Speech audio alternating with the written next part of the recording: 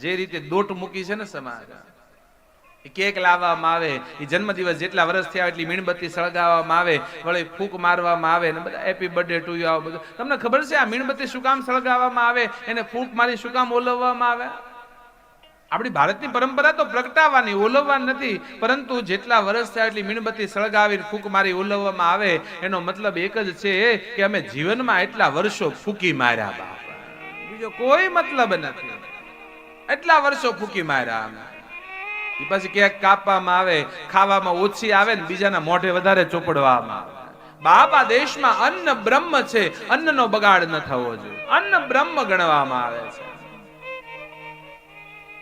તમારા દીકરા દીકરીના જન્મદિવસ હોય ને ત્યારે કેક નહીં, ઘરમાં લાપસીના આંધણો મેઘજો, તમારા ઘરનો પરિવાર ભેગો બેહીને જમજો. ઘરમાં જન્મદિવસ હોય ત્યારે બ્રાહ્મણને બોલાવજો, યજ્ઞ કરાવજો, દીકરાને યજ્ઞ આહુતિ દેવરાવજો, એને વેદી પર બેહારી શીખવાડજો યજ્ઞમાં આહુતિ કેમ અપાય, મંત્રની શું તાકાત છે, યજ્ઞની શું તાકાત છે, યજ્ઞનું શું મહત્વ, આ તમારા સંતાનને સમજાવજો. આ સાચી પરંપરા.